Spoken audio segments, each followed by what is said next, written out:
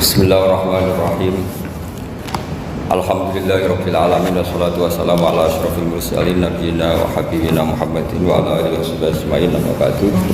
Yang terhormat Rektor, Dekan dan semua dosen UI. Ini saya mohon maaf, sebetulnya agak perlu minta maaf karena memang macet. Tadi macet di jalan. Saya mau membaca bab tentang faslun fi nafil ibad bi kullil bilad. Bab seharusnya seseorang memberi manfaat kapanpun dia berada, dimanapun dia berada. Jadi kapanpun dan dimanapun dia berada. Qala Allah Ta'ala wa ja'alani mubarakan aynama kuntu. Ayna fi an ibadihi aynama kunna. Di sini diterangkan an-naf'u naf'ani, naf'un fil adyan wa naf'un fil abdan. Wal barokah kasratul khairi wa ziyadatu. Fa'athnallahu ala Isa biqaunihi ja'alahu nafi'an lil ibadi aina makana wa haitsu kana. Jadi yang perlu saya terangkan, di antara sifat dasar orang-orang baik adalah di mana saja, kapan saja itu memberi manfaat. Termasuk tentu saat paling sulit. Jadi Nabi Isa menceritakan dirinya itu wa ja'alani mubarakan aynama kuntu, saya ditakdir Allah berada di mana saja memberi berkah, memberi kemanfaatan bagi orang lain. Ada beberapa cerita tentang Nabi Isa. Jadi perlu diketahui ada 3 nabi yang seperiode. Satu Ibrahim dan Nabi Lut. Ibrahim itu sama Nabi Lut itu pernah paman. Kedua Nabi Musa dan Harun. Sebetulnya yang jadi nabi itu Nabi Musa, tapi Nabi Musa karena alsak, lisannya tidak jelas, minta Nabi Harun, ya tentu minta kepada Allah supaya Nabi Harun jadikan nabi. Terus ketiga Nabi Isa dan Yahya. Yahya bin Zakaria, terus Isa ini pernah keponakan Zakaria. Kira-kira kalau di Jawa ya misanan antara Yahya dan siapa? Isa. Jadi ada 3 nabi yang seperiode. Tapi yang paling berkompeten, yang sederajat kira-kira seperti itu hanya Isa dan Yahya. Karena Nabi Lut dan Nabi Ibrahim itu beda level. Karena Lut ini pernah keponakan, jadi hubungannya kira-kira yang murid dan guru. Terus Musa dan Harun itu juga nggak level, karena Nabi Harun ini jadinya nabi itu atas permohonan Nabi Musa. Sehingga meskipun Harun itu kakaknya, tapi nggak berani bantah. Jadi Nabi Musa itu dalam cerita beliau itu alsak. Alsak itu lesannya agak kedal. Tapi ini alsak yang barokah. Jadi dulu ceritanya Musa kecil karena dia seorang nabi, beliau seorang nabi.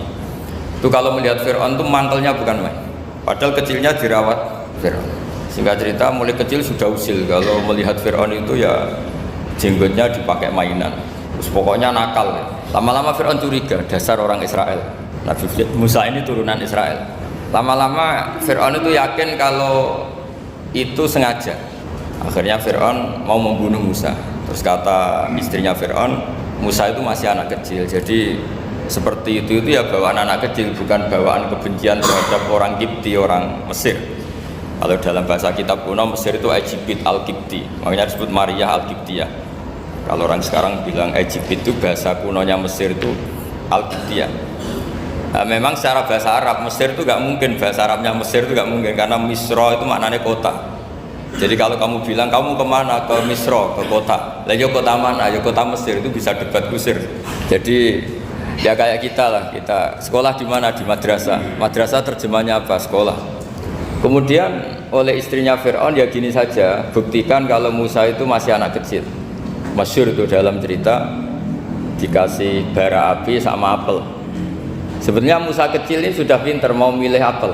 Sama malaikat Jibril diarahkan tangannya itu ngambil apa? Bara api terus dikunyah. Itu yang menyebabkan lisannya Musa itu alsak, agak pelak. Nah ketika jadi Rasul itu akan repot karena nanti harus pakai penerjemah. Jadi seorang Rasul tapi lisannya tidak apa? Cakap. Akhirnya Nabi Musa realistis ngendikan ketika diutus, wa akhi Harun wa afsahu minni lisanan fa arsilhu ma yarid ayyusaddiquni inni akhafu ayyukadzibun. Ya Allah, saudara saya Harun itu lisannya lebih fasih. Tolong jadikan dia rasul sebagai penguat saya. Akhirnya Allah mengabulkan doanya Nabi Musa, kemudian Harun dijadikan sebagai apa? Rasul. Sehingga meskipun satu angkatan, Harun dan Musa ini enggak level. Artinya nggak level itu ya Harun yang takut Musa. Terus ketiga ini Nabi Yahya dan Nabi Isa. Ini umurnya ya seangkatan, kecerdasannya, jadi nabinya sama-sama mulai kecil. Kita tahu Nabi Yahya termasuk yang diberi khitab Allah, ya Yahya khudil kitaba biquwwah wa atainahul hukma sobiyya. Yahya berpeganglah kitab secara kuat dan dia saya kasih kenabian ketika kecil. Sama dengan Nabi Isa yang disebut wa yukallimun nasa fil mahdi wa kahla. Sehingga karena selevel, dua nabi ini menjadi figur besar dalam manhaj, dalam metode dakwah. Dua, karena masih misanan tadi, kalau Jawa kira-kira mirip misanan. Dua nabi ini kalau memilih satu kampung, itu kalau Nabi Yahya itu milih kalau singgah di satu kampung, Nabi Yahya mesti tanya, orang sini yang paling soleh siapa, yang paling baik siapa. Ya terus singgah atau nginap di rumahnya orang baik tadi. Tapi kalau Nabi Isa enggak, orang sini yang nakal siapa, yang paling beling siapa. Terus Nabi Isa singgah di situ. Akhirnya ada pertanyaan dari Nabi Yahya, lima tanzilu ala syirarin nas. Kenapa kamu selalu singgah di orang-orang nakal? Syirar itu orang-orang nakal. Masyhur itu Nabi Isa menjawab, ana tabibun udawil mardo. Di mana-mana Nabi itu ibarat seorang dokter, kerjaannya tentu menyembuhkan orang-orang yang apa? Sakit. Jadi dua nabi ini sering berdebat, tentu debat yang baik, dan itu menjadi cara Jawa itu punjeri ilmu. Jadi manhaj ilmu besar antara Yahya dan Isa. Begitu juga Nabi Yahya itu kelihatan agak rileks, panik, saking takutnya sama Allah. Kalau Nabi Isa itu rileks, pokoknya kumpul orang-orang nakal itu ya rileks. Akhirnya ada dua pertanyaan sekaligus nanti jadi dua manhaj. Kenapa kamu sering masam itu, sering kalau bahasa Arab itu abasa ya. Terus yang Nabi Yahya balik bertanya, kenapa kamu sering senyum, sering tertawa? Kenapa memangnya? Terus ka'annaka ta'manu mimakrillah, kamu sering senyum kayak kami sudah terbebas dari azab Allah, dari ditegur Allah, seakan-akan kamu orang paling benar yang nggak akan salah. Nabi Isa balik tanya, sama kamu sering masam, sering meru, ka'annaka taqnatu min rahmatillah, seakan-akan kamu putus asa dari rahmatnya Allah. Sehingga kemudian itu jadi manhaj besar. Kalau terlalu senyum ya dianggap orang yang kayak nggak punya perasaan dosa gitu. Tapi kalau terlalu masam, terlalu merenggut, seakan-akan rahmat Allah itu terbatas, sehingga seakan-akan Allah itu rahmatnya nggak cukup lah untuk mengelola manusia ini. Sehingga itu jadi metode besar yang masyhur itu dalam sebuah hadis Nabi ngendikan, ulama ummati ka anbiya Bani Israil. Ulama umatku itu kapasitasnya atau fungsinya atau manfaatnya setingkat nabi-nabi Bani Israil. Karena ketika umat ini nggak ditunggui para nabi setelah Rasulullah SAW, itu yang nunggui hanya ulama. Tapi ulama ini sudah cukup mewakili para nabi Bani Israil. Dan banyak syurahul hadis, para penyarah hadis mensarahkan, Nabi tidak ngendikan ulama ummati kamisli seperti saya, tapi ka'ambiyai Bani Israel, bagaimana nabi-nabi Bani Israel. Nabi Bani Israel itu macam-macam, termasuk ada yang tidak nikah, yaitu yang bernama Yahya dan Isa. Delala umatnya Nabi itu ada orang alim alamah yang ilmunya melegenda, yaitu namanya Imam Nawawi, itu tidak nikah sampai kabudut. Meskipun dalam ajaran syariatnya Nabi nikah sunnati, tapi selalu ada orang yang ditakdir tidak nikah karena masyhur, karena sibuk ngurus ilmu, bukan karena tidak laku. Yang jelas itu bukan karena tidak laku. Imam Nawawi itu ganteng, orangnya ya normal, tapi karena sibuk nulis, beliau sampai kabudut itu tidak nikah. Imam Sibawai itu suka sekali sama ilmu, menjadi istri utamanya ya ilmu itu. Dia ganteng, Sibawai itu maknanya tuh apel, dia ganteng sekali, sampai banyak cewek yang seneng. Akhirnya dia nikah, tapi nggak pernah dikumpulin. Dia belajar terus. Ketika beliau ke pasar, dulu nggak ada supermarket, beli kertas, kitabnya dibakar semua sama istrinya. Dikira istrinya terus mencintai dia, malah diceraikan. Itu siapa? Imam Sibawai. Terus ada umatnya Nabi yang paling unik di dunia, mungkin Pak dosen, saya kiai pun nggak bisa niru. Itu ada orang tuh ganteng sekali, istrinya cantik sekali. Itu tahu-tahu sudah 10 tahun tidak pernah hubungan suami istri. Karena ketika si suami itu tahu istrinya cantik, itu langsung sholat sujud syukur, sholat terus, saking senengnya punya istri cantik. Yang istrinya cantik juga solihah, tahu suaminya ganteng ya terus sholat terus syukur. Itu sampai berhari, sampai bertahun-tahun. Terus ketika ketemu cocokan, dek kita sudah nikah berapa? Terus dilihat kayaknya sudah 10 tahun tapi tidak pernah hubungan. Oh itu nggak kebayang itu. Ganteng sama cantik, kalau jelek sama jelek itu mungkin. Yang satu bilang naudzubillah, satu itu kan nunggu rafa saja. Ini nggak ganteng sama cantik. Nah kenapa kualitas ulamanya Rasulullah itu bisa seperti Nabi Bani Israel? Karena agama ini, umat ini sudah ada ditunggui para nabi.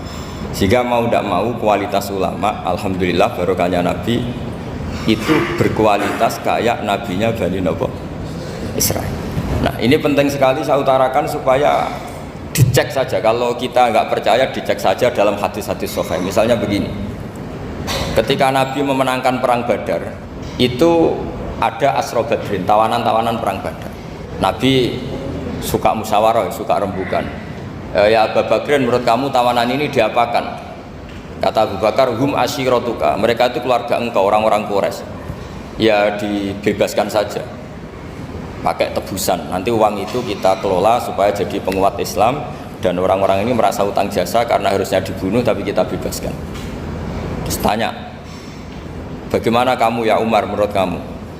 Kata Umar, ini kan orang-orang yang dulu ingin bunuh kamu, yang ingin menghabisi jenengan, ingin dan sudah ngusir jenengan. Ya setelah ketangkap ya dibunuh, kok repot. Apa kata Rasulullah? Rasulullah spontan ngendikan, inna masalah kayak Abu Bakrin kama sali Ibrahim, kamu ibarat kayak Nabi Ibrahim.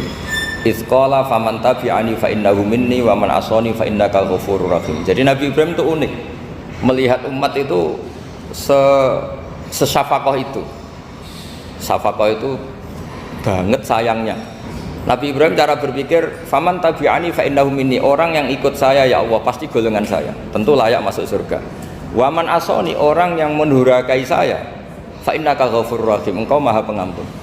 Bukan yang mendurhakai langsung masuk neraka, enggak, engkau maha pengampun. Wa masaluka ya Umar kama salin Nuh, isqala rabbi la tadzar ala ardi minal kafirina dajjara. Umar, kamu mirip Nabi Nuh, inginnya semua orang kafir dihabisin. Ya masyhur kan Nabi Nuh itu nggak ingin ada orang kafir sampai ada banjir tufan. Nah kalau sampean tanya bedanya apa dengan garis keras sekarang? Bedanya ya beda sekali. Kalau Nabi Nuh benci sama orang kafir itu diserahkan yang punya, sehingga yang punya yaitu Allah yang menghukum dengan banjir bandang. Tapi kalau kita kan kadang kita bertindak sendiri, jadi potensi disalahkan.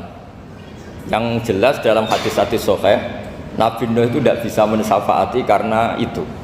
Ketika diminta ini hadis sahih, bukan ada di Bukhari, ada di Muslim. Karena biasanya kalau di kota itu ditanya ini sahih enggak. Untungnya yang tanya kadang enggak paham, ini alhamdulillahnya jadi wah repot. Nabi Nuh itu diantara sebabnya enggak bisa mensyafaati adalah pernah corong Jawa maksudno kaume. Kalau dalam bahasa Arab itu da'a li Zaidin berarti mendoakan positif, kalau da'a la Zaidin mendoakan negatif. Kalau orang Jawa itu ada doa, ada pasot. Nabi Nuh adalah orang yang pernah maksudkan kaumnya. Saya cerita sedikit tentang Nabi Nuh dan Nabi Ibrahim. Nabi Ibrahim dianggap tadi cerminannya Abu Bakar, dianggap niru Ibrahim, cerminannya Umar dianggap niru Nabi siapa? Nabi Nuh. Lalu kalau sampean tanya, bedanya gimana? Begini logikanya. Andai kan kita mengkaji secara akademik begini. Ada ulama besar namanya Abdul Hasan Asyadzili, itu masyhur di Indonesia menjadi Thariqah Syadziliyah. Terus ada seorang muridnya minta gini, ya Abdul Hasan Asyadzili, tolong saya dikasih ijazah supaya saya tidak pernah maksiat di bumi ini. Karena saya takut sama Allah, kalau saya maksiat itu merasa tidak nyaman dengan Allah. Abdul Hasan Asyadzili ini malah marah besar. Atuhibbu alla tadhhara maghfiratu. Kalau kamu tidak pernah maksiat, berarti kamu suka maghfirahnya Allah Ta'ala itu tidak kelihatan, karena nggak ada yang maksiat. Tapi bukan dukung kamu yang tidak ada, ini cerita ilmiah. Tapi kalau Said Abdul Al-Haddad itu kebalikannya. Ada orang fasik gitu hidup berkeliaran mengganggu masyarakat, ganggu ketertiban agama. Ada kiai atau siapa gitu mendoakan supaya tobat atau dikasih panjang umur supaya nanti bisa tobat. Itu beliau Said Abdul Al-Haddad marah besar. Man da'a li fasikin bil baqa faqad ahabba ayyusawahu fi ardi. Orang yang mendoakan orang fasik hidup berarti dia suka Allah dimaksiati di buminya. Jadi akhirnya jadi kutub besar, yang satu Syadziliyah, yang satu Haddadiyah. Kenapa ya? Karena tadi yang satu cerminan Nabi Isa, yang satu cerminan Nabi Yahya. Sebagaimana sabda Rasulullah tadi, apa ulama ummati ka anbiya'i Bani Israil. Juga masyhur dalam aplikasi pengajaran juga gitu.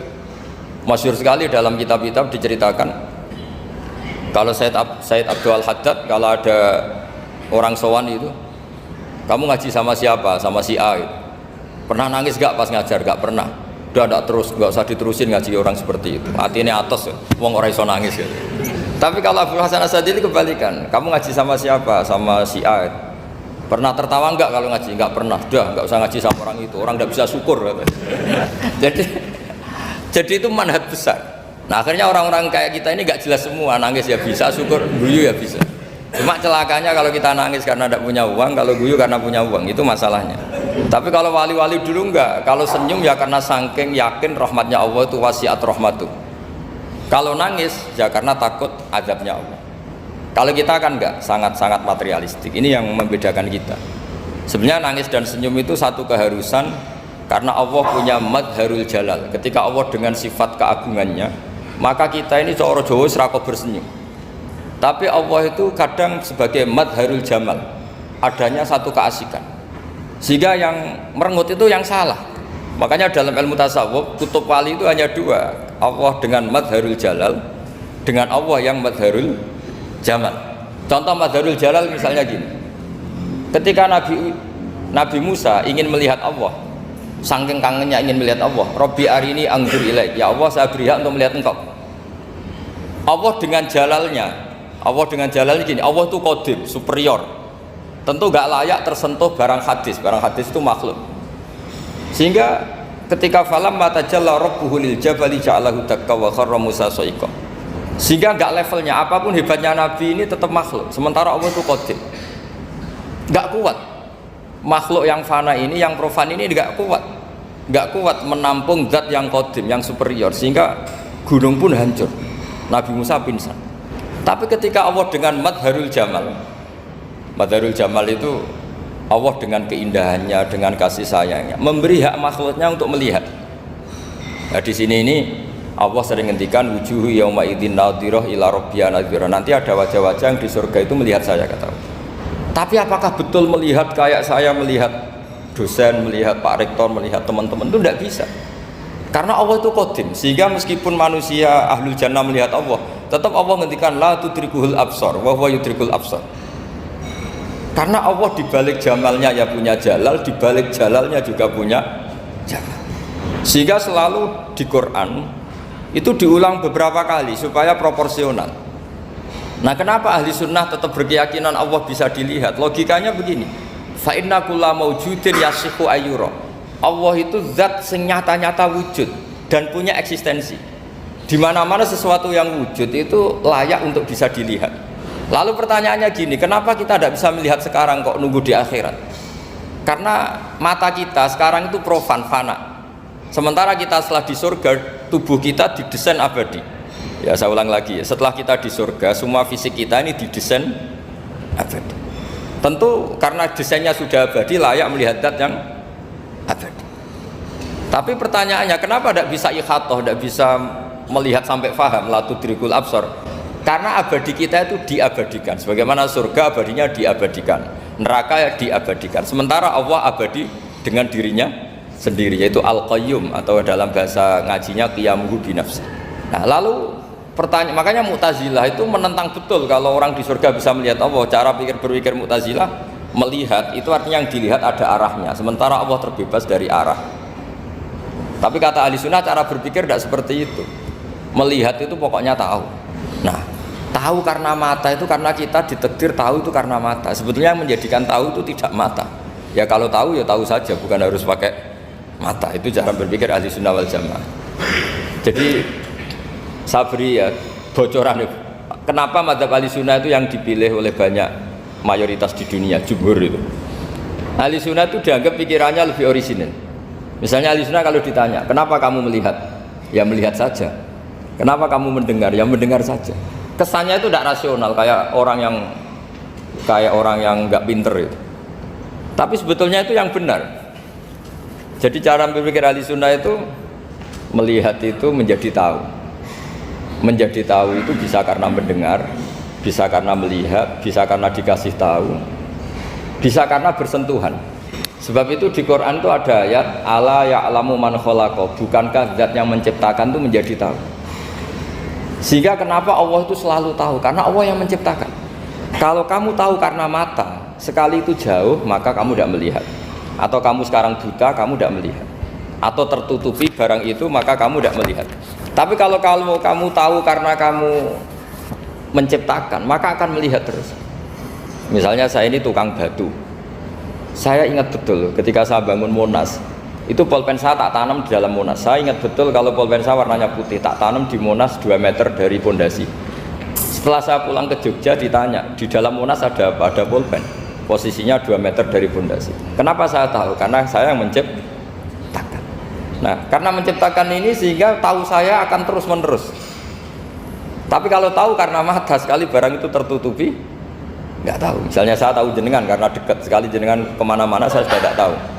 Tapi kalau saya menaruh sesuatu di tubuh Anda, sehingga kamu kemana-mana saya tetap tahu bahwa barang itu ada di tubuh Anda.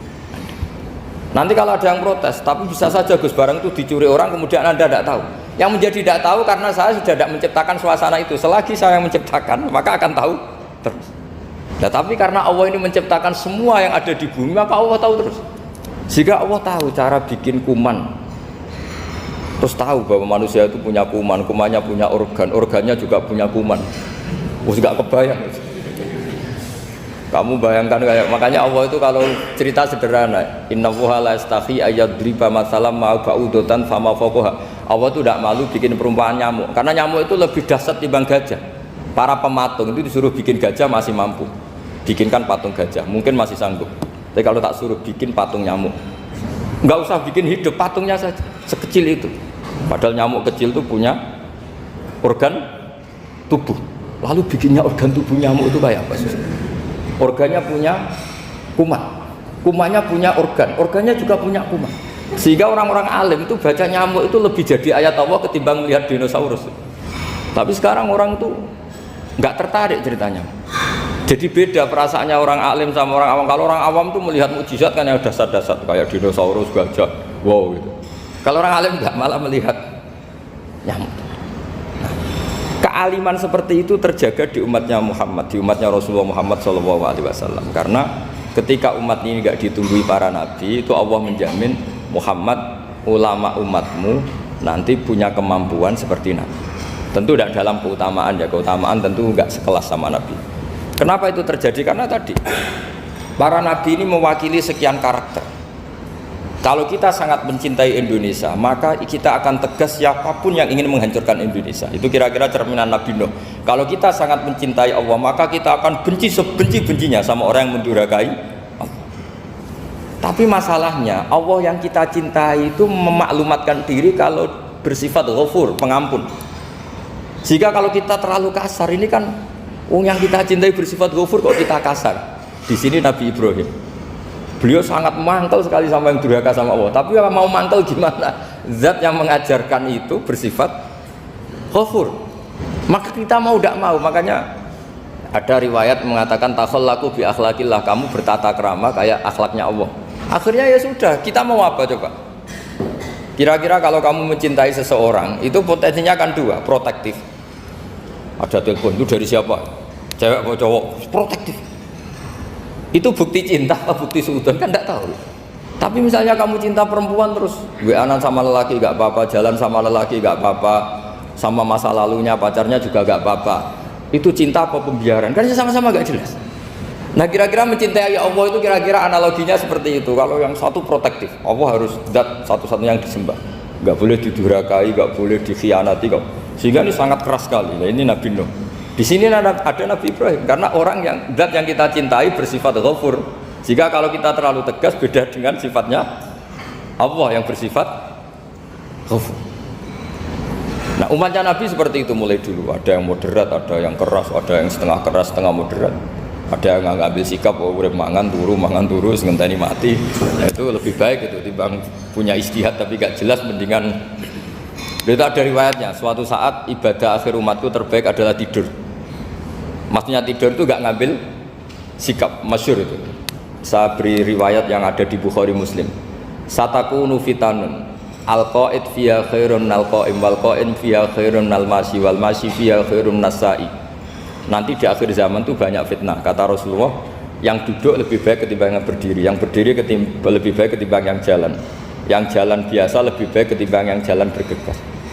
Man tasyarrafa laha tastasrifu. Fitnah itu adalah siapa yang terlibat maka akan semakin parah. Sehingga semenjak itu ulama berpikir nanti di akhir zaman kalau ada fitnah itu sebaiknya orang ngambil sikap sepasif-pasifnya, secuek-cueknya.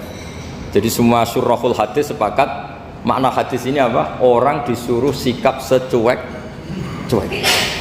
Saya beri riwayat yang ada di Bukhari Muslim. Satakunu fitanun al-qaid fiha khairun nal qaim wal qaim fiha khairun nal masyi wal masyi fiha khairun nasai.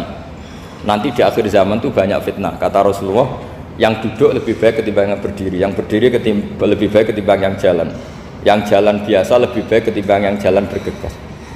Man tasyarrafa laha tastasrifu. Fitnah itu adalah siapa yang terlibat maka akan semakin parah. Sehingga semenjak itu ulama berpikir nanti di akhir zaman kalau ada fitnah itu sebaiknya orang ngambil sikap sepasif-pasifnya, secuek-cueknya. Jadi semua syurahul hadis sepakat makna hadis ini apa? Orang disuruh sikap secuek-cuek. Misalnya pilihan presiden, contoh kecil pilihan presiden. Mungkin para intelektual nggak merasa, tapi kalau ulama itu cara berpikir beda. Pilihan presiden, kamu fanatik milih A, yang satu fanatik milih B, ya presiden atau bupati atau gubernur. Terus yang satu bilang gini, wah kalau nggak di presideni A, nggak di bupati A, nggak di gubernuri A, negara ini rusak. Mungkin betul dari segi jejak rekamnya A ini bagus. Tapi pertanyaannya secara tauhid, bagaimana Anda menggantungkan kesejahteraan sama makhluk? Kamu nggak pernah terusik begitu kan para intelektual? Itu kan melukai. Bagaimana mungkin Anda menggantungkan kesejahteraan dengan seorang makhluk? Wah kalau di presiden A pasti Indonesia makmur, kalau bupati A pasti Sleman makmur, pasti Bantul makmur. Nah, bagaimana mungkin makhluk yang sedang soleh kamu pastikan selalu soleh? Wong dia makhluk bisa berubah. Sementara yang B misalnya fasik, wah kalau dipimpin B pasti rusak negara. Bagaimana kamu pastikan B yang fasik selalu fasik? Dia saja dia husnul khotimah. Yang fasik pas mimpin jadi soleh, yang soleh pas mimpin jadi fasik. Akhirnya ulama karena tahu sifat manusia itu rubah-rubah dan kendali di tangan Allah, sikapnya nggak jelas. Saya ini termasuk orang yang terkenal nggak jelas. Karena kalau ditanya, Gus sampai pilih presiden mana, bakti mana? Sanut pangeran sing dadi aku loyal. Wah, anut pangeran yo kacau. Wah, luwih kacau menan anut pangeran kata saya. Ini kan sudah tidak sambung karena pikirannya ulama memang nggak beda, cara berpikir ulama itu beda. Bahkan bapak saya itu kalau didik saya itu begini. Kalau meseli saya atau ngirim saya dulu itu kan pakai mesel. Ha ini uang kamu 500.000 untuk kamu. Mesti ditambahi 100.000 ini untuk buat jajan sama teman-teman. Mesti ada uang pokok, ada uang sodako. Dulu saya sering tanya, kenapa bapak sangat menghormati teman-teman saya? Kata bapak, kowe mondok aku ora iso nyukupi, sing iso nyukupi ya kanca-kanca.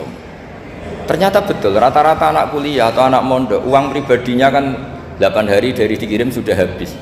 Berarti kan masih 22 hari kok bisa hidup, itu kan barokahnya teman-teman.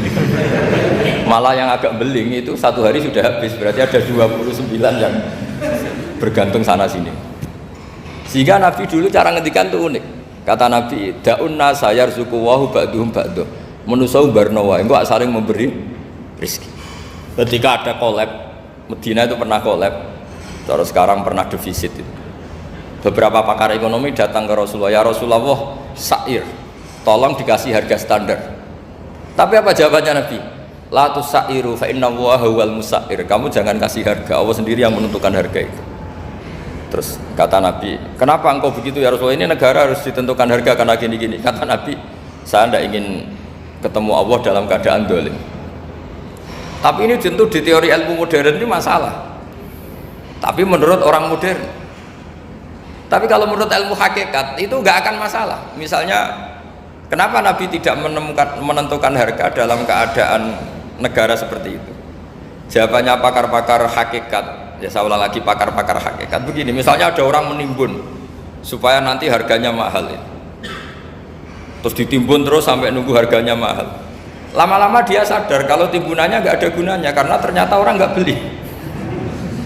Nah, ketika orang nggak punya kemampuan beli, yang menimbun juga tidak punya uang. Nah, tapi kalau sampean tanya, tapi Gus nak tuku barang pokok kan kita mati karena kehabisan stok. Itu masalah tauhid Anda. Bagaimana mungkin kamu membayangkan seorang makhluk tidak bisa hidup atau nggak dapat rezeki? Nabi itu orang yang sampai ke derajat hakikat dari tidak pernah bayangkan gitu. Saleh sampean jadi orang yang tauhidnya masalah. Sehingga terus bayangkan, wah kalau negara ini keos, wah kita makan apa? Kalau negara nggak stabil, wah kita gimana?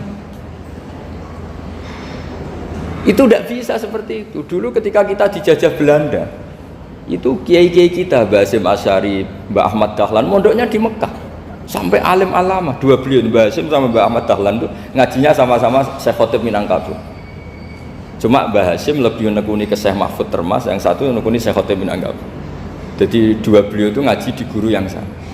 Mbah saya, buyut saya itu ya sudah mondok Mekah. Itu zaman dijajah Belanda. Sekarang kita agak dijajah, nggak mondok di sana. Buyut saya itu zaman itu sudah haji.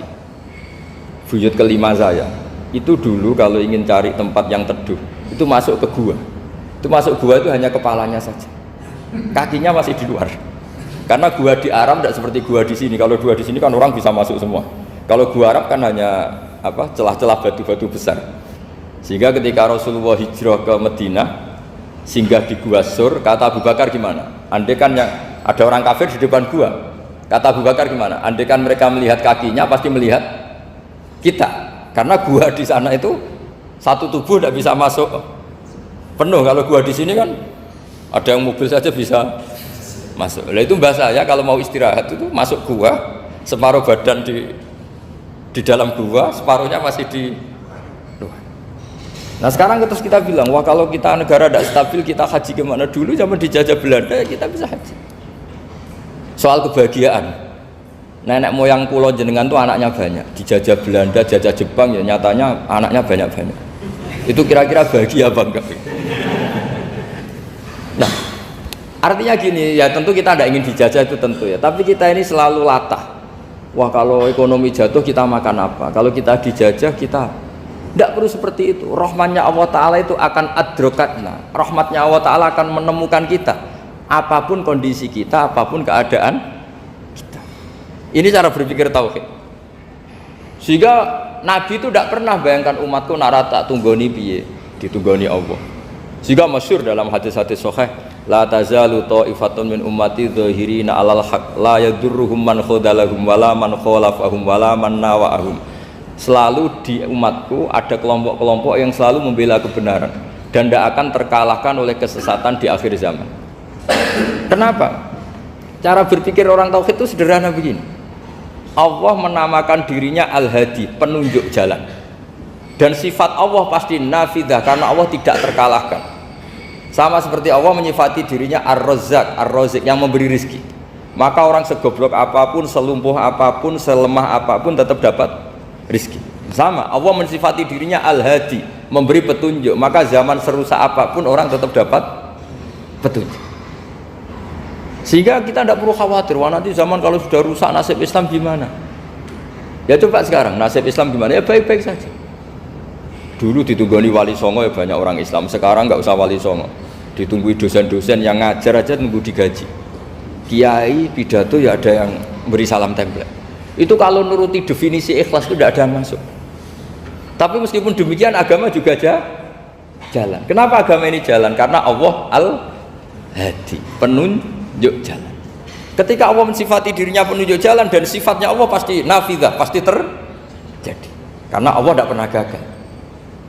Sehingga agama ini akan ada terus sampai akhir zaman.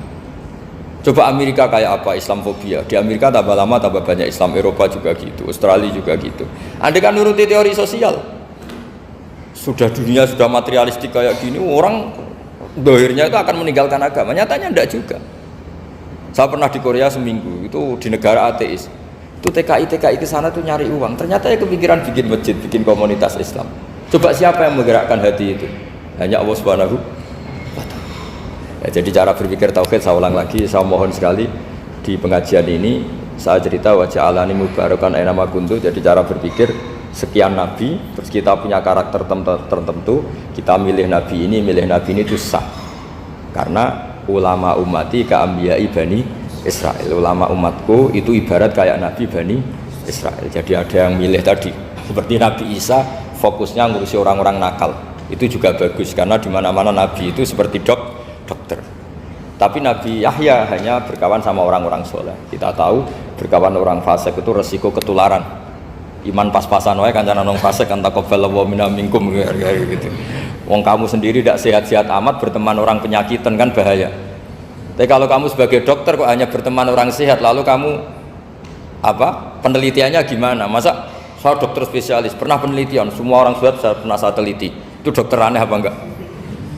Saya dokter spesialis TBC, spesialis paru-paru. Yang kamu teliti siapa? Semua orang sehat. Pernah meneliti yang sakit? Tidak pernah. Kan ya jadi dokter aneh. Tapi misalnya terus kamu sendiri terus berteman orang penyakitan terus, kan ya rawan tertular. Nah, ini ada dua figur yaitu Nabi Yahya dan Nabi siapa? Ya saya kira demikian. Baik, jazakallahu khairan. Di sini kita bukakan pertanyaan mungkin dari Bapak Ibu yang bertanya. Dua aja ya. Nanti waktunya aja. Ada dua pertanyaan mungkin dari Bapak Ibu sedikit bertanya.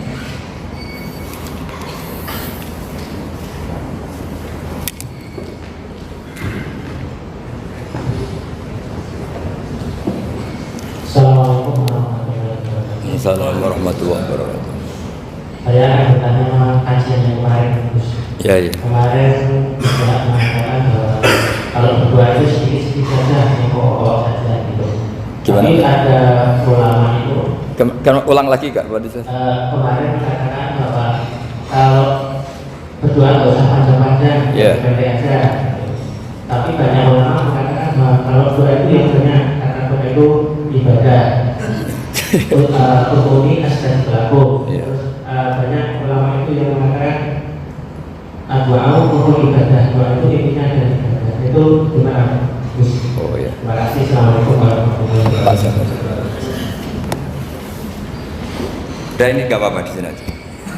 Jadi jelas ya ada ayatnya ud'u rabbakum tadarru'aw wa khufyah. Terusannya apa? Innahu la yuhibbul mu'tadin. Kalau kamu berdoa itu yang tadarru' itu ya yang sangat sopan, wa khufyah secara diam-diam atau secara enggak berlebihan.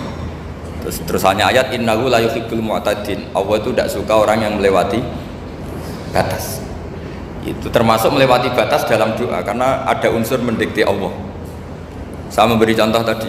Misalnya kita sebagai cowok berdoa, ya Allah saya ingin punya istri cantik, sholihah, nasabnya baik, nggak pernah cerewet, nggak pernah apa. Itu kan nanti nyarinya juga susah. Nanti kalau Allah menjabatkan itu adanya di surga, ning donya ora payu rabi kira-kira. Nah, itu sudah berlebihan.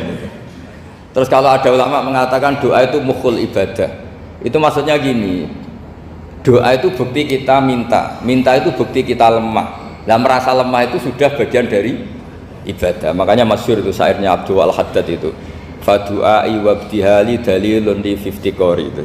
Jadi saya berdoa itu hanya sebagai bukti saya butuh Allah. Saya sendiri tidak punya kepentingan mustajab apa enggak. Jadi wali-wali yang mengatakan doa itu mukhul ibadah, sebetulnya itu malah wali-wali yang dari awal enggak kelintas disembadani apa enggak. Butuhnya dia itu menunjukkan bahwa saya ini lemah. Buktinya posisinya minta. Itu yang dimaksud mukhul ibadah. Tapi kalau kita berdoa terus posisi kita protes, katanya kamu baik ya Allah, engkau baik, ternyata enggak juga. Buktinya semua doa saya enggak kamu kabulkan. Wah, ini malah doa kriminal jadinya. Jadi yang dimaksud mukhul ibadah itu doa itu bukti minta itu bukti lemah. Makanya ada syairnya Abdul Al-Haddad masyhur, fadu'a ibabdihali dalilun li fiftikor. Jadi saya minta engkau ya Allah itu bukti saya butuh. Jadi itu bukan dua hal yang harus dipertentangkan gitu. Jadi kalau doa dikatakan apa? Ibadah karena di doa itu minta. Lah minta itu bukti merasa kita lemah. Berarti kita sa'il Allah mas'ul. Kita minta Allah yang kita mintain. Kita menengadah Allah yang berposisi memberi. Itu saja sudah cukup sebagai ibadah. Meskipun doa kita tidak mustajab. Karena memang tadi seperti itu. Kalau di ilmu-ilmu tasawuf itu apa ya? Doa itu memang benar-benar sudah mukul ibadah karena tadi perasaan merasa butuh sama Allah itu. Nah, merasa butuh itu, nah kalau kita berdoa merasa butuh sama yang kita minta, itu dalam ilmu tasawuf sudah kriminal, berarti kamu lebih butuh makhluknya. Misalnya begini ya, saya ingin punya rumah bagus, terus setelah punya rumah kredit saya utangnya banyak. Sebetulnya saya itu tidak pernah ingat Allah, gara-gara utang banyak, kredit jatuh tempo, terus melibatkan Allah. Ya Allah, saya ini utang banyak ini, terus tolong dibayar. Sebetulnya saya itu ingat utang, cuma Allah tak libatkan kan gitu. Lah itu tidak akan jadi wali, yang jenis ini tidak akan jadi wali. Saya ingin jadi dosen, melibatkan siapa ya nanya? Melibatkan Allah, terus malam-malam bangun melibatkan Allah. Itu artinya apa? Kamu itu lebih ingin yang kamu minta ketimbang ingin Allah. Kalau wali itu enggak gitu, kangen Allah, terus tahu Allah itu zat pemberi, karena tahu Allah zat pemberi terus minta. Maka yang dikangen itu ya Allahnya dulu. Kalau kita kan enggak, punya kasus dulu, punya keinginan banyak dulu, baru ingat siapa yang bisa ya. Oh Allah, terus Allah kita libatkan. Ya untungnya Allah baik, mau ramal utang bukan mikir. Untungnya Allah tidak jawab itu. Jadi itu bedanya wali. Kalau wali itu kangen Allah dulu, baru minta. Kalau kita enggak, banyak masalah dulu, baru melibatkan Allah.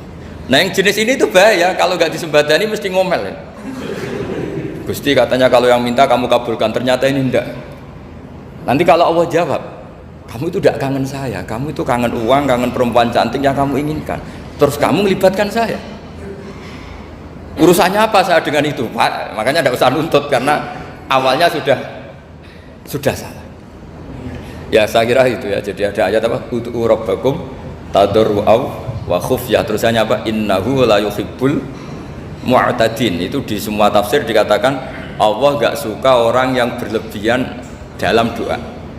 Berlebihan tadi misalnya minta sesuatu yang terlalu besar, atau permintaan kemarin saja lanu addi syukroh, kita tidak bisa memenuhi mensyukuri, sudah minta lagi. Misalnya seorang jomblo, targetnya kan asal payu nikah, tapi setelah nikah bayangkan istrinya solihah, tidak cerewet, itu kan berlebihan. Hilang status jomblo saja belum kamu syukuri kok sudah minta macam-macam. Jadi harusnya kan syukur dulu ya. Sekedar laku nikah ini kan ada syukur yang harus, seperti jadi dosen juga gitu. Sekedar jadi dosen harus kita syukuri dulu karena menjadi kita tidak nganggur. Itu kan satu harkat sosial yang luar biasa. Jangan tahu-tahu sudah hari kedua cari intensif, cari ini itu, syukurnya aja belum sudah kemana-mana. Lah itu sudah mu'tadin, sudah melebihi apa? Batas. Ya saya kira demikian. Satu lagi. Ya enggak satu. Ya. Assalamualaikum warahmatullahi wabarakatuh. Kami melihat bahwa semua perguruan tinggi itu alumni-alumninya umroh itu banyak sekali. Namun apa yang terjadi? Mereka itu sebenarnya tipenya sudah pekerja. Nah, karena saya karakter saya seorang guru ini, saya tersadar beberapa tahun kemarin, maka saya menemukan sebuah pendidikan yang saya anggap itu revolusi pendidikan, yaitu pondok-pondok. Pondok-pondok itu adalah itu alumninya kalau nggak menjadi kiai, dia menjadi pengusaha. Rata-rata itu, padahal itu sekitar kesampaian. Nah, jangan-jangan di pendidikan kita ada satu kesalahan dalam kurikulum. Bisa jadi yang tadinya skripsi ganti jurnal nasional atau membuat buku bersama apa-apa. Ini cara pandang Gus Dah bagaimana? Apakah pendidikan kita bagaimana? Karena terus terang kita melahirkan beberapa anak kumpulan itu tapi dia itu karakternya kerja. Beda dengan dia Jerman dengan kiai yang lain. Dia pasti multi passion. Jadi dia juga kiai, dia juga bekerja. Nah, apakah ada apa di kurikulum kita? Terima kasih. Assalamualaikum warahmatullahi wabarakatuh. Bisa ngulang?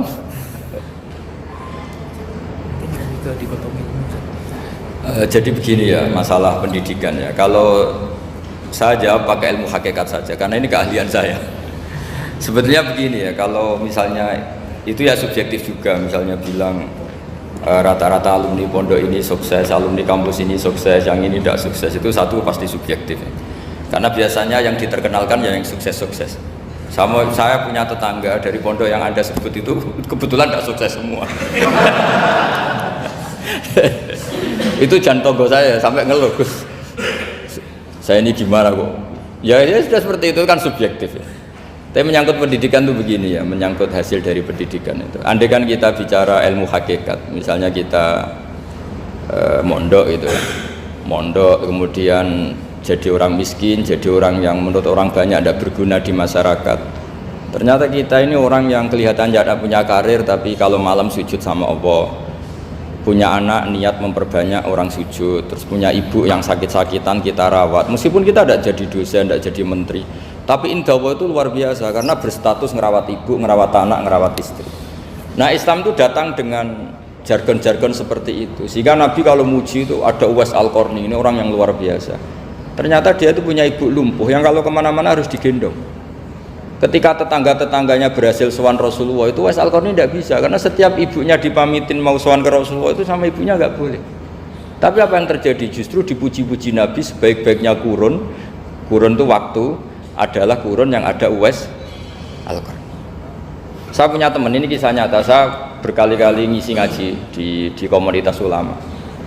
Ini mungkin tidak bagus untuk kampus, tapi harus saya utarakan supaya ya kita evaluasi. Saya bilang gini, saya ini jadi kiai itu sering iri sama orang goblok. Orang goblok itu barokah kata saya gitu. Itu kiai-kiai kaget semua karena saya bilang orang goblok itu barokah. Saya beri contoh gini, misalnya saya pinter, terus juara MTQ, juara hafal Quran atau juara baca Quran secara tartil. Ujung-ujungnya saya dapat hadiah umroh atau apalah, atau hadiah rumah atau apa. Pertanyaannya adalah mendapat. Saya ulang lagi, mendapat. Sementara ada santri yang bodoh, gara-gara bodoh itu dosen UI yang enggak, jadi kiai yang enggak, akhirnya dia jadi pekerja di Korea. Barokahnya bodoh tadi. Karena di Korea melihat orang ateis, akhirnya dia kepikiran bikin masjid. Sebagian gajinya disumbangkan untuk masjid. Ini bodoh pendiri masjid. Tapi kita gara-gara dosen dakwah di masjid, ini pinter dapat uang dari masjid. Nah ini bukan nyindir, ini biasa saja, ini maksud saya. Maksud saya, kamu jangan ngabaikan hidup. Akhirnya apa yang terjadi? Saya ini punya teman ini betul. Saya ini kan kecelok dulu tuh Gus Salim. Nasib saya di mana-mana dihormati. Kadang saya merasa dosa. Kok dihormati? Saya punya teman. Dulu gobloknya minta ampun sekolah sekelas maksud. Gobloknya, soalnya gobloknya disepakati sudah. Ya, goblok mujma'alah kira-kira.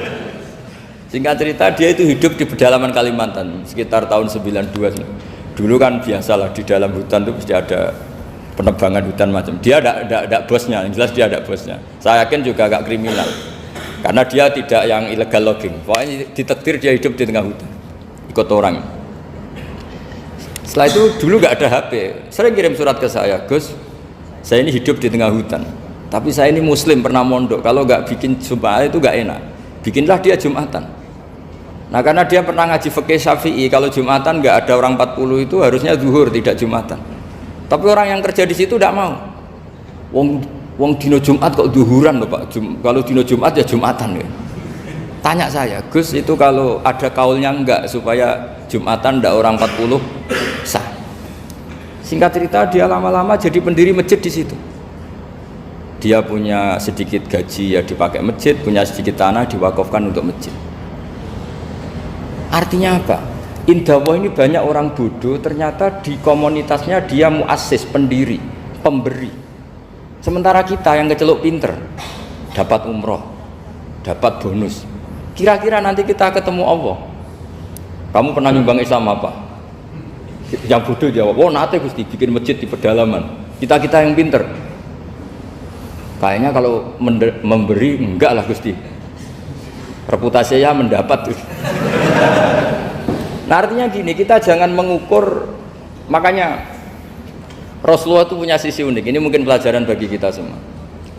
Orang-orang Ansor kita tahu semua berposisi memberi Rasulullah. Semuanya orang Ansor ngasih rumah, ngasih tanah. Bahkan bukan sekedar ngasih Rasulullah, ngasih sahabat-sahabat yang dibawa Rasulullah, yaitu orang Muhajirin. Ketika Nabi mengalami sekian kemenangan, futuhat, Nabi bagi-bagi harta itu orang Ansor gak dikasih, sama sekali gak dikasih. Sehingga terprovokasi sebagian, dan tentu sebagian yang muda-muda, masyhur itu yang terprovokasi yang muda-muda. Ini pelajaran bagi kita. Wah, ini Rasulullah Muhammad mulai tidak fair, yang dikasih orang-orang kafir Quraisy yang barusan masuk Islam. Paling Nabi karena jenenge tonggo, sawak dewi kan kenalan anyar gitu. Jadi dimenangkan sing tonggo, yaitu orang-orang kafir Quraisy yang sekarang baru masuk Islam. Singkat cerita akhirnya Nabi dengar gosip itu, dengar bahwa Nabi dikomentari mulai tidak adil karena memprioritaskan orang-orang Quraisy yang notabene adalah keluarga Nabi, tetangga Nabi, kampung halaman Nabi. Akhirnya Nabi bilang, coba semua orang Ansar kumpulkan di satu kubah, satu khimah besar di Jirona pas itu. Dikumpulkan, terus orang Ansar ditanya, dengar-dengar makolatun balagona angkum, ada satu makalah dari kamu, apa betul itu kamu yang mengatakan? Terus ketua orang Ansor ada yang namanya Sa'd bin Ubadah berdiri. Ya Rasulullah, amazu ahlamina fala yaquluna syai'an. Orang-orang terpelajar kita ada yang komentar. Tapi yang muda-muda ini memang ngomong seperti itu. Bahwa jenengan sekarang mulai lebih tertarik ngurusi orang-orang Quraisy daripada kita. Terus itu di Jirona. Jirona itu ya kira-kira berapa kilo ya? 40 kilo atau 30 kilo dari Mekah. Zaman itu Nabi posisi di Jirona. Jawabannya Nabi itu unik. Oh iya, kata Nabi.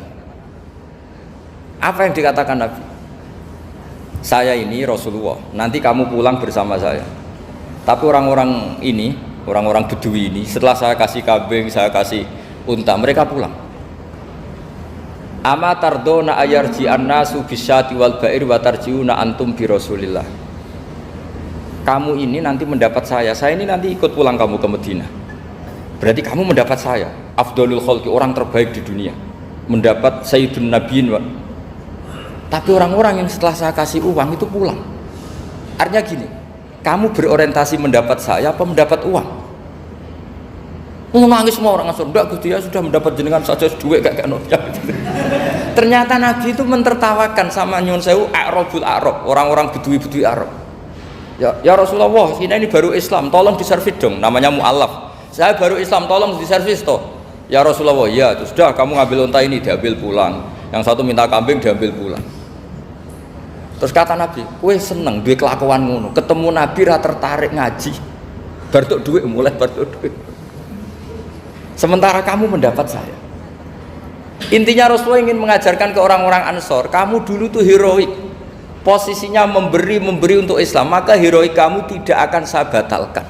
Dari mental memberi kemudian ingin mental mendapat. Itu hebatnya Rasulullah. Jadi kalau dalam tradisi sahabat, misalnya saya sering ditolong orang gitu, kok setelah saya jadi kiai besar atau jadi wapres kira-kira gitu kayak Pak Maruf Amin, itu malah sebaiknya ndak usah balas yang berjasa kalau ini calon wali, karena nggak boleh kebaikan itu dibatalkan dengan mendapat. Ini cara teori politik masalah ini. Tapi kalau teori wali keharusan, masa ngamal kok dibatalkan? Nah kan ini ngaji, kalau ngaji itu ya daftarnya jadi wali, jangan jadi politikus kan gitu.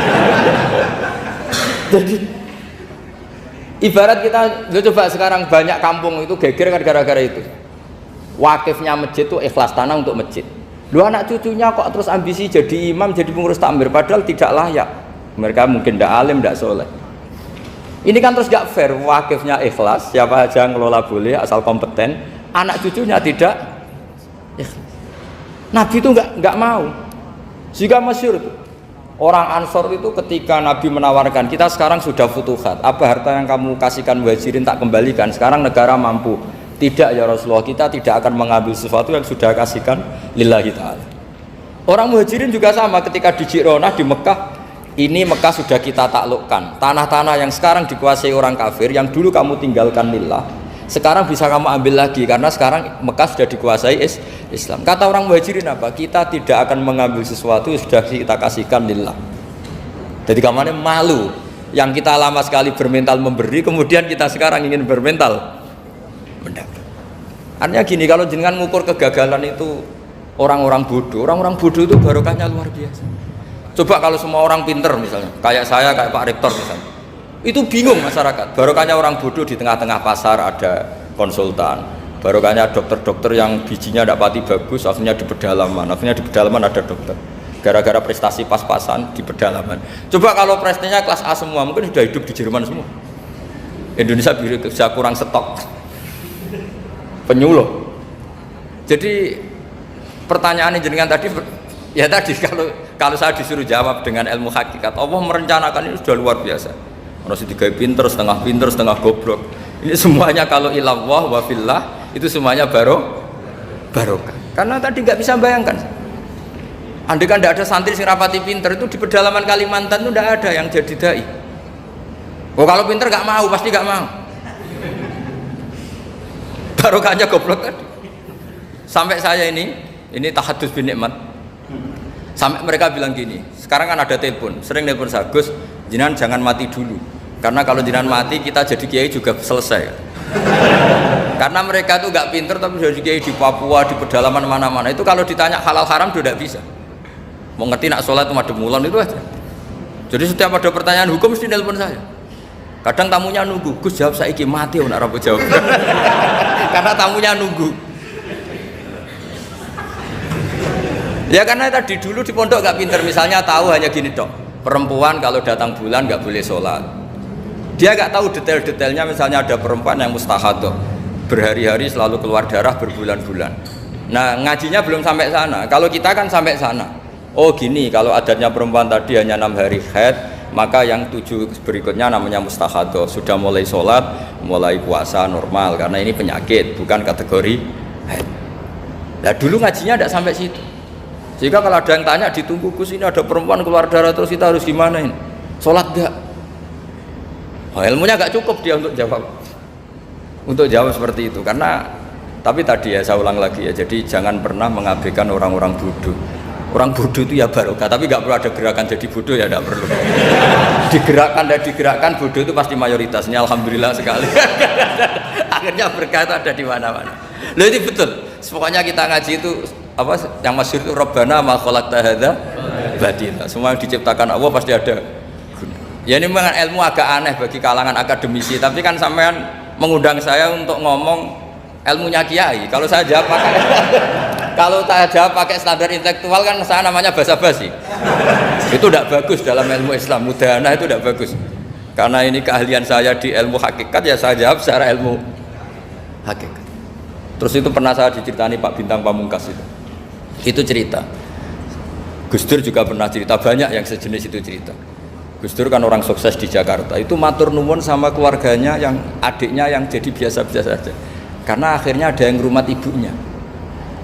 Keluarga Pak Bintang itu banyak yang doktor, profesor, tapi terima kasih sama adiknya enggak siapa-siapa. Karena barokahnya itu ibunya ngrumat. Coba kalau semuanya dokter, mungkin ingin hidup di kampus semua.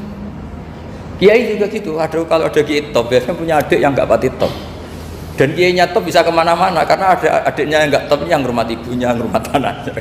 Jadi sebetulnya Allah sudah mempersiapkan sedemikian rupa. Tapi kalau kita tidak syukur ya jadi repot. Itu udah hanya cerita tentang Gus Dur, Bintang Pamungkas, mungkin Pak Jokowi, Pak Soekarno, semuanya sama lah. Pasti di balik orang top-top ini ada orang-orang yang berkorban untuk kebaikan keluarga di internal. Dulu ada sahabat namanya Abdul bin Umi Maktum, itu buta.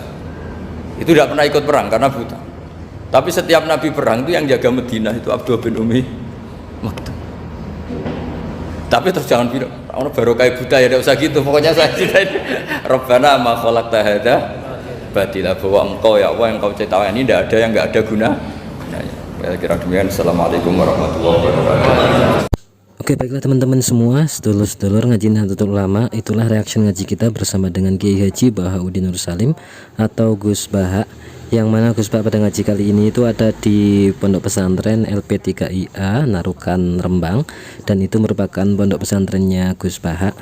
Tentunya yang disampaikan oleh Gus Baha sangat luar biasa, berkaitan dengan logika ketauhidan, berkaitan dengan ke fikih dan tafsir tentunya, karena memang itu adalah keistimewaan beliau, dianugerahi kemampuan untuk menjelaskan suatu hal yang jelas, suatu ilmu dengan jelas, dengan logika yang bayinah, dengan logika yang cedawele-welo, sehingga mampu untuk kita serap, mampu untuk kita terima dengan baik, walaupun kita sebagai orang yang awam yang belum punya kemampuan, ataupun dalam artian di sini adalah kita belum punya ilmu di situ. Kita sebagai orang awam, bukan ahli tafsir, bukan ahli fikih, bukan ahli hal-hal lainnya, bukan ahli kitab, tapi kita mampu untuk menerima apa yang dijelaskan oleh Gus Baha. Ilmu itu luar biasa yang disampaikan oleh Gus Baha, tetapi kita mampu untuk menyerapnya karena apa yang disampaikan oleh Gus Baha yaitu penyampaian yang menggunakan pedagogik, penyampaian yang menggunakan istilahnya semacam deskripsi, narasi, ataupun penjelasan yang jelas, yang masuk akal, sehingga mudah untuk kita terima. Karena akal kita itu pasti akan menerima yang ma'ruf dan akan menolak yang mungkar sebenarnya, gitu teman-teman. Oke, itu teman-teman, semoga menjadi ilmu yang manfaat dunia akhirat untuk kita semua, menjadi amal ibadah Gus Baha yang berkah memberkahi untuk kita semua. Semoga kita senantiasa bisa istiqomah ngaji bersama dengan Gus Baha. Kita doakan bareng-bareng semoga Gus Baha senantiasa sehat, panjang umur, diberkahi kesempatan untuk terus-menerus memberikan keilmuannya kepada kita semua, sehingga kita bisa menerima ilmu yang insya Allah akan membawa kita ke dalam surganya Allah bersama dengan Gus Baha. Oke, itu saja teman-teman. Terima kasih, mohon maaf banyak kesalahan. Sekali lagi terima kasih. Wassalamualaikum warahmatullahi wabarakatuh.